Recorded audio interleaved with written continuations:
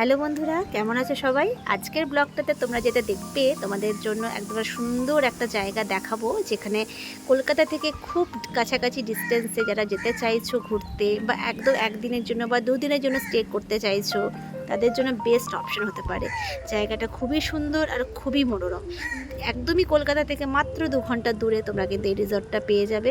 রিসর্টটা সত্যি খুবই সুন্দর, আমরা কিন্তু গিয়ে খুবই খুশি হয়েছি, তাই তোমাদের সঙ্গে কিন্তু খুশিটা ভাগ করে নিতে চলেছি।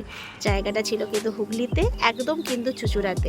আমাদের কলকাতা থেকে মাত্র 2 ঘন্টা ডিস্টেন্সে বাই কার আমরা কিন্তু কারে করে পৌঁছে গেছিলাম হুগলিতে। আর জায়গাটা খুবই সুন্দর, দুধারে একদম ক্ষেত, তার মাঝখান থেকে একদম সুন্দর রাস্তাটা চলে যাচ্ছে কিন্তু আমাদের রিসর্টের দিকে। রিসর্টটা কিন্তু ভীষণ সুন্দর। রিসর্টটা হলো অনুষ্কা গার্ডেন অ্যান্ড রিসর্ট। আমরা রিসর্টে যখন ঢুকছিলাম সেই জায়গা, সেই মোমেন্টের ভিডিওটা তোমাদের সঙ্গে শেয়ার করছি। খুবই সুন্দর একটা পরিবেশ, একদম চারিদিকে গাছে ঘেরা, তার মাঝখানে একটা সুন্দর লন, তার উপর দিয়ে আমরা কিন্তু চলে এসেছি আমাদের একটা সুন্দর, যেখানে আমরা থাকবো একদিনের জন্য, সেই রুমে ঢুকে আমরা সত্যি অবাক হয়ে গেছিলাম। অ্যাকচুয়ালি সেই দিনটা আমাদের অ্যানিভার্সারির দিন ছিল, আর আমাদের এক খুব ক্লোজ ফ্রেন্ড আমাদের জন্য একটা সারপ্রাইজ দিয়েছিল। পুরো রুমটাকে ওরা ডেকোরেট করিয়েছিল, মানে আমাদের যে রিসর্টের মালিক আছে ওদের সাথে কথা বলে। ভীষণ ওভারওয়েলমিং একটা এক্সপিরিয়েন্স ছিল আমাদের কাছে, আর ভীষণই সারপ্রাইজ ছিলাম ডেফিনেটলি এত সুন্দর একটা দিনে এত সুন্দরভাবে সাজিয়ে। আমরা তো খুবই খুশি হয়েছিলাম রুমের মধ্যে ঢুকে, রুমের যা ডেকোরেশন দেখে।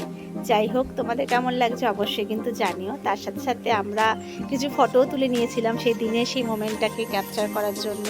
সাথে বাগানে লনের মধ্যে বসেও কিন্তু আমরা দিনটাকে খুব ভালো করে এনজয় করেছিলাম। তারপরে প্রচণ্ড খিদে পেয়ে গেছিলো, টাইমটা হয়ে গেছিলো প্রায় 2-3টার কাছাকাছি। তো আমরা কিন্তু একদম সোজা রেস্টুরেন্টে চলে গেছিলাম। আমাদের রেস্টুরেন্টে কিন্তু লাঞ্চের অর্ডার আগের থেকেই দেওয়া ছিল। দেখতেই পাচ্ছ রেস্টুরেন্টটা কত বড়, আর একদম কিন্তু রেস্টুরেন্টের পাশে যে তোমরা জায়গাটা দেখছো, পুরো সামনে চওড়া রাস্তা, আর পুরো একদম খোলা এরকম মাঠ। ভীষণ সুন্দর, একদম প্রাকৃতিক মনে হবে যে প্রকৃতির কোলে তোমরা একদম চলে এসছো। পিসফুল জায়গা, কোলাহল থেকে অনেকটাই দূরে, নিজেকে যদি একটু আলাদাভাবে যদি দেখতে চাইছো, তো এটা তোমাদের জন্য একটা বেস্ট লোকেশন হতে চলেছে। খুবই ভালো লাগবে, খুবই সুন্দর লাগবে।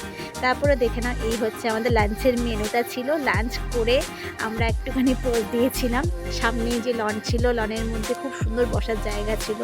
আমাদের রুমের সামনে একটা সুন্দর করে এরকম খাটিয়া মতো রাখা ছিল, আর ভেতরেও আমি ছোটোখাটো একটুখানি পোজ দিয়েছিলাম। কেমন লাগছে তোমরা কিন্তু অবশ্যই জানিতে। কিন্তু একটা অনেক বড় একটা ঐতিহ্য আছে এই রিসর্টে। এখানে একটা সুন্দর একটা মন্দির স্থাপিত হয়েছে আমাদের ভোলে বাবা। মন্দিরটার ভেতরে যে ভোলে বাবা স্থাপন করা হয়েছে, তার একটা মাহাত্ম্য আছে। এখানকার যে মালিক, উনি নাকি নর্মদা নদীতে গেছিলেন স্নান করতে, সেখান থেকে নাকি মানে জলের তলা থেকে এই শিবলিঙ্গটি পেয়েছে। তোমাদের শিবলিঙ্গটা দেখাবো। এই সময় তখন পুজো হয়ে গেছিলো বলে গেট বন্ধ ছিল, মন্দির তখন বন্ধ ছিল। ভীষণ সুন্দর জায়গাটা লাগবে, একদম মানে পিসফুল, মন থেকে এত শান্তি পেয়েছি আমরা, জাস্ট তোমাদেরকে বলে বোঝাতে পারবো না। এর প্রাকৃতিক সৌন্দর্যটা বা এর টোটালি অ্যাস্থেটিক্যালি রিসর্টটা ভীষণই পিসফুল, ভীষণই ভালো লাগবে।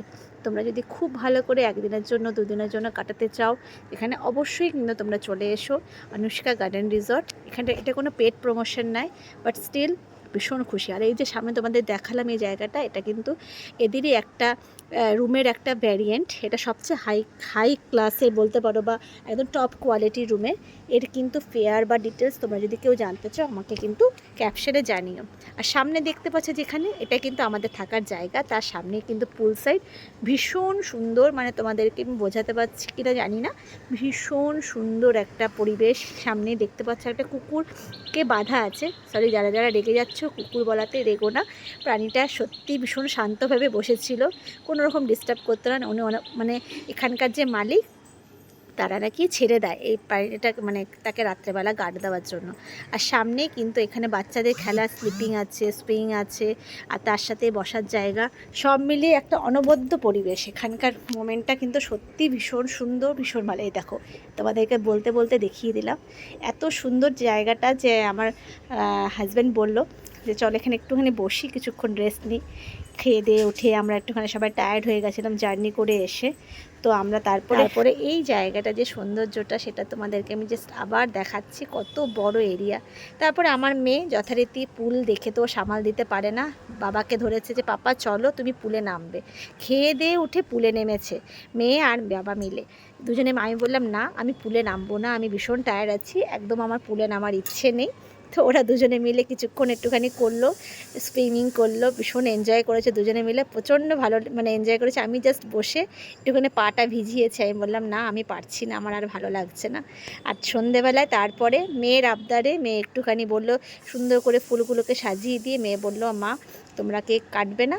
আমরা তারপরে কেক কাটলাম, কেক কেটে কেক খাওয়ানো চলছে। আমার মেয়েও ভীষণ খুশি ছিল সেই দিনটাকে, ও ভীষণ এনজয় করেছিল, আমরা সবাই এনজয় করেছিলাম। আর এটা ছিল সেই পুল সাইডের জায়গাটা, যে জায়গাটা তোমাদেরকে ভালো করে দেখিয়ে দিলাম, যেখানে খুব সুন্দর সুইমিং পুল অ্যারেঞ্জমেন্ট। আর আমাদের দেখতে পাচ্ছ এই সামনেই এইখানটাই হচ্ছে আমাদের কী বলে যেখানে আমরা ছিলাম, এই যে ছোট ছোট কটেজের মধ্যে, এই কটেজের এটা হচ্ছে ডুপ্লেক্স কটেজ, এটা হচ্ছে সিঙ্গেল কটেজ। আমরা সিঙ্গেল কটেজে ছিলাম, কেউ যদি চাও ডুপ্লেক্স কটেজেও থাকতে পারো। এটা ছিল আমাদের রুমটা, ভীষণ সুন্দর, সত্যি বলছি ভীষণ ভীষণ সুন্দর। এটা প্রত্যেকটা কোনায় কোনায় যেন একদম মানে মন থেকে ভালো লাগার মতো একটা অনুভূতি যাকে বলে, এত ভালো লাগবে। যাই হোক তোমাদের কেমন লাগলো অবশ্যই কিন্তু জানিও।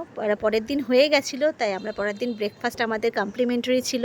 এই ছিল ব্রেকফাস্টে, প্রচুর ব্রেকফাস্ট ছিল, লুচি ছিল, কর্নফ্লেক্স ছিল, ঘুগনি ছিল, ইডলি ছিল, পোহা ছিল, তারপরে কেক ছিল, বিস্কিট ছিল, ফল ছিল, জুস ছিল, চা ছিল, নিজেদের মতো অমলেট দিচ্ছিল।